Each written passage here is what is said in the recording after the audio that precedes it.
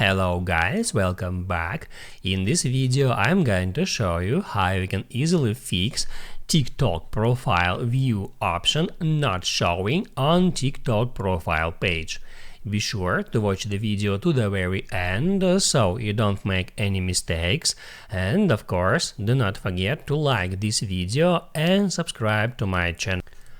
So let's begin, and first let me hop out TikTok, and the first you need to do is go into settings, then scroll down for a bit, hit on general, then tap at iPhone storage, wait for some time, and then scroll down until you find TikTok. Here it is, and now you need to force reinstall TikTok app because probably it has some bugs or errors or glitches or whatever, and all you have to do is just hit add offload app, then confirm it. That removes all app core data but keeps all documents and data files.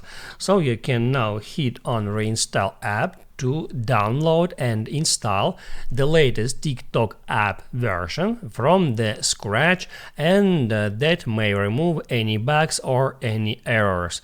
After you finished with that, you can just tap a TikTok app icon and use it as you did it before. So you can just wait until installing process is complete, and then just tap a TikTok app icon.